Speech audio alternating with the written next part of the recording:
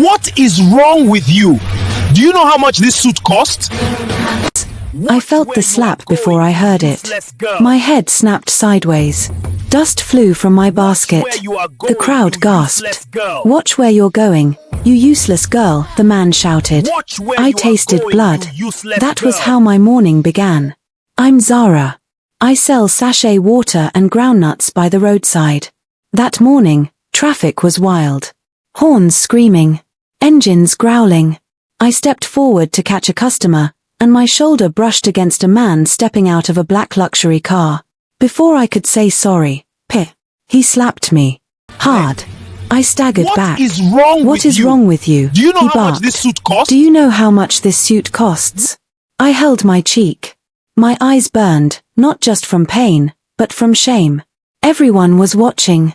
I'm sorry, sir, I said quietly. I didn't see you. He laughed, short, sharp, cruel. Of course you didn't. Girls like you never see anything beyond the gutter. Something inside me cracked. But I said nothing. Not yet. A man in a grey suit rushed over. Sir, the board meeting. I don't care, the billionaire snapped. Did you see what this street rat did? The aide glanced at me, uncomfortable. Sir, it was an accident. The billionaire turned on him. Are you taking her side? No, sir. The billionaire adjusted his cufflinks and looked down at me like I was dirt. Get lost, he said. Before I call security. I bent down, picked up my fallen sachets, and whispered, I will leave. But as I turned, he added something that stopped me cold. And next time, know your place. I froze. I slowly turned back to face him. My place? I asked. He smirked. Yes. People like you should learn when to look down. I looked straight into his eyes. I always look straight, I said. His face darkened. What did you say? I said I always look straight. For a second, he looked like he wanted to hit me again. But then his phone rang. He waved me away like a fly. Disappear. I walked away, my hands shaking. Behind me, people whispered. Did you see that? That man is wicked. He's a billionaire. Who will talk? I kept walking. But inside me, something was burning. 2 hours later, I was sitting under a mango tree, my basket half empty, my cheek still hot. My phone buzzed. Dad. I stared at the screen. I didn't pick up. Not immediately. Because when I hear his voice, I remember who I am. And today, I needed to stay invisible. The phone buzzed again. I sighed and answered. Hello, sir. Zara, he said gently. Where are you? I'm working. There was a pause. Your voice sounds off. I'm fine. You're not fine. I swallowed. I'm okay, Dad. Another pause. Longer this time. Are you still selling by the roadside? He asked. Yes. You know you don't have to. I know. I snapped. Silence. Then he spoke, softer. I just worry. I'll call you later, I said quickly and hung up. My chest felt tight. Yes. My father is powerful. Rich. Untouchable. But no one on that roadside knew that. And that was the point. By afternoon, the city buzzed with news. Breaking business news played on a shop TV nearby. Today's emergency board meeting at Kingsley Group is expected to be intense as investors await the new CEO's decision. I stopped walking. Kingsley Group. My father's company. The same company owned by Mr. Adrian Kingsley. The man who slapped me. My hands curled into fists. So that's who you are. Evening came. I washed up, changed clothes, and tied my hair back. No roadside girl now. Just Zara. My phone rang again. Dad. This time, I answered. Zara, he said. I need you at the office tomorrow morning. I hesitated. Why? Because, he said, I'm tired. That word hit me harder than the slap. Tired? I repeated. Yes, he said.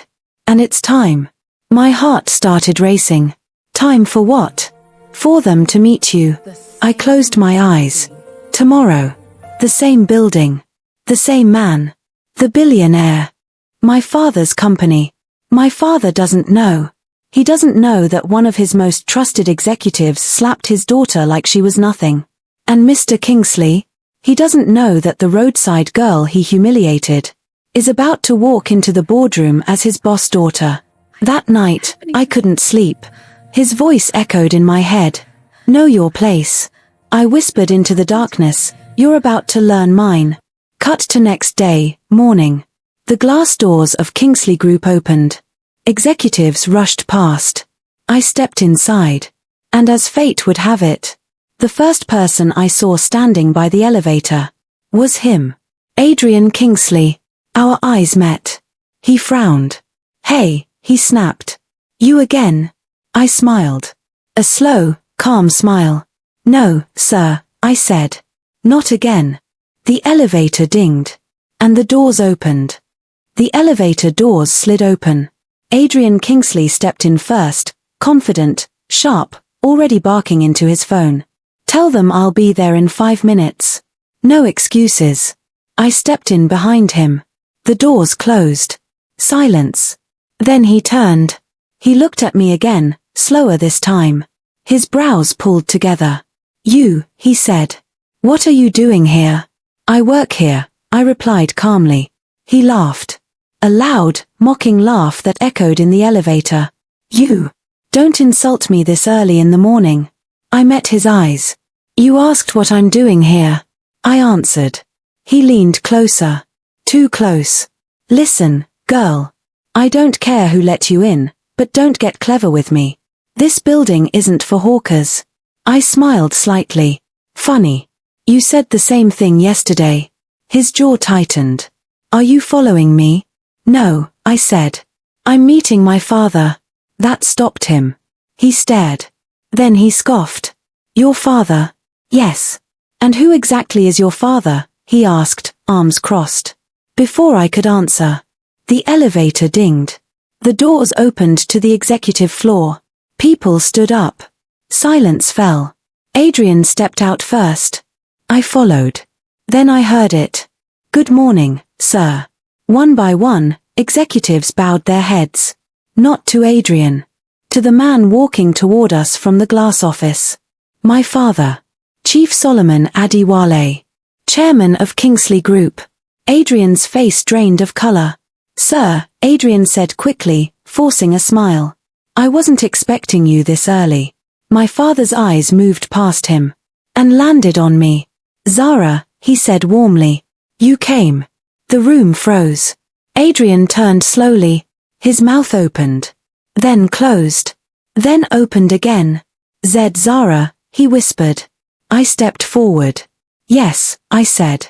Good morning, Dad. You could hear a pin drop. My father placed a hand on my shoulder. Everyone, he said calmly, this is my daughter. Gasps.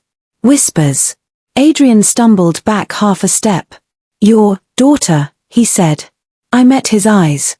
The same eyes that looked down on me yesterday. Yes, I said quietly. The roadside girl. The boardroom doors closed behind us. Everyone took their seats. No one spoke.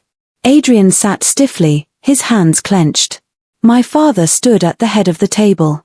I've called this emergency meeting, he began, because today, leadership changes. Murmurs spread. Adrian straightened. Sir. My father raised a hand. Let me finish. He looked around the table. 4 years, I have watched this company grow. I have trusted many of you with power. His gaze lingered on Adrian. And I have watched how power changes people. Adrian swallowed. I am stepping down as chairman, my father continued. Effective immediately. The room erupted. What? Is this a joke? Adrian's eyes lit up. Sir, this is sudden but. My father turned to me. My successor, he said, is Zara Adewale. Silence. Adrian's chair scraped loudly as he stood. This is insane, he shouted. With all due respect, sir, she's just a girl. My father's voice hardened. Sit down. Adrian Saturday. Barely. She's young, Adrian argued. She has no experience. Your experience? I leaned forward. By slapping Experience, poor girl by the I road. said. Like slapping poor girls on the roadside? A few executives gasped. Adrian's face turned red. An accident? That was an accident, I asked. Or just how you treat people without power. Twisting He things. stood again. You're twisting things. My father slammed his palm on the table. Enough. The sound echoed. Adrian, my father said, did you slap my daughter yesterday? Adrian froze. Sweat beaded on his forehead. I didn't know who she was. That's your defense, my father asked coldly. That you only respect people when you know their status. Adrian opened his mouth. Closed it.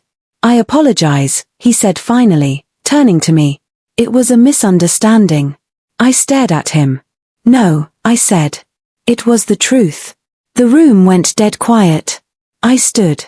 I wasn't selling water because I needed money, I said. I was there because I wanted to see how people like you treat those you think are nothing. Adrian laughed nervously. So this was a test? No, I replied. It was real life. And you failed. My father nodded slowly. Effective immediately, he said, Adrian Kingsley is relieved of his position as CEO. A collective gasp. Adrian's face collapsed. You can't do this, he whispered. I built this company. My father looked at him with calm disappointment. No, he said. You helped build it. And now you've shown me who you really are. Adrian turned to me, desperation in his eyes. Please, he said softly. Zara. I didn't know. I met his gaze. That's exactly the problem. Security stepped forward. Adrian was escorted out. His footsteps faded. The meeting ended. Executives left quietly. My father stayed behind with me. He studied my face.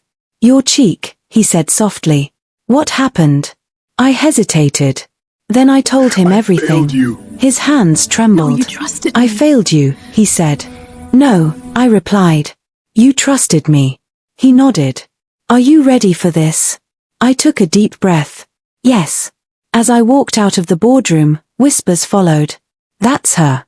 The CEO's daughter. I paused, turned, and said loudly, Good morning. Their eyes dropped.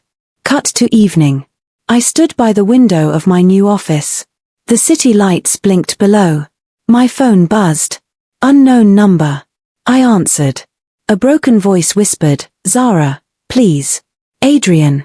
I lost everything, he said. Help me. I closed my eyes. The slap echoed in my memory. I held the phone in silence. Zara? Adrian whispered. Are you there? Yes, I said calmly. I'm here. Please, he said. I know I was wrong. I've lost everything. My reputation, my job, my dignity, I cut in. That's what you tried to take from me. He inhaled sharply. I was angry. Stressed. I didn't mean.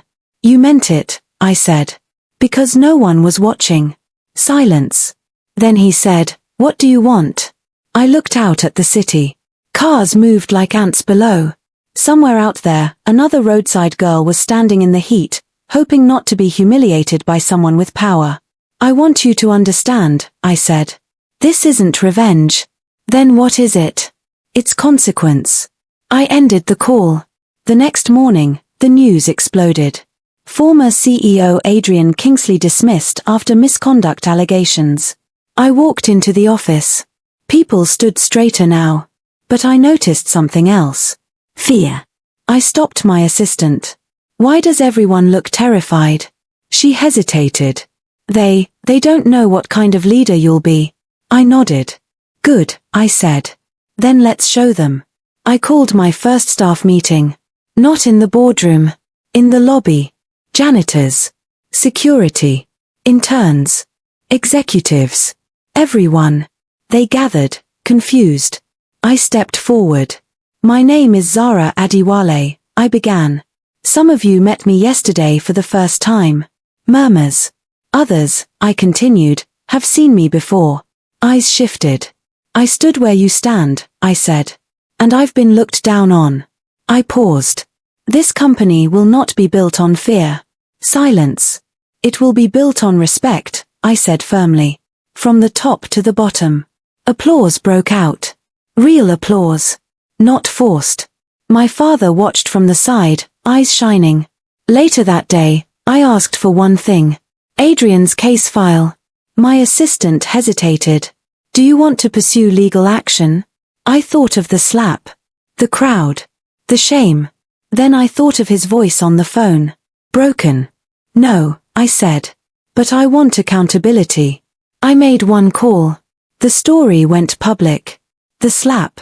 The insult. Everything. Not my name. Not yet. Just the truth. 2 days later, I returned to the roadside. Same place. Same dust. I wore simple clothes again. A few people recognized me. Whispers followed. Then I saw her. A girl. Maybe 16. Selling sachet water. A black car slowed. The window rolled down. The driver looked at her impatiently.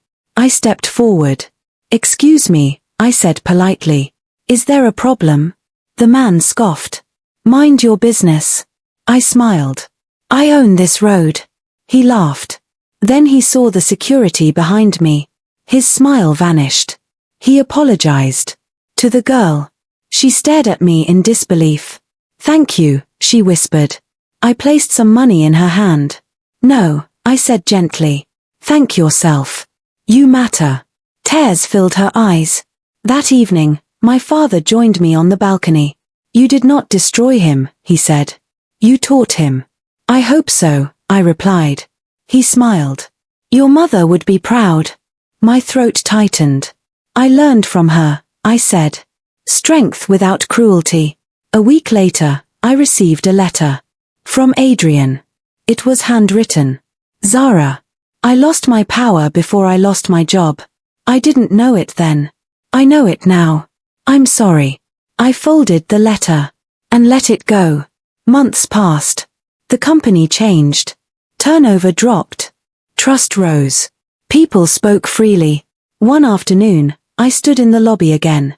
A security guard stopped a young man running late. Please, the man begged. I'll lose my job. I stepped in. Let him through, I said. The guard froze. Yes, The man looked at me. Thank you. I smiled. I've been late before. Sometimes, I still pass that roadside. I slow down. I remember the slap. Not with anger, but with clarity. Because that slap didn't break me. It revealed him. I look directly at you. Yes, power can lift you, I say. But it also exposes who you really are. White right pointing backhand index. Subscribe for more powerful stories that change how you see the world. White right pointing backhand index. Like this video if you believe respect should never depend on status. White right pointing backhand index. Comment below. Respect is free. I want to hear from you. Because the world doesn't change until we do.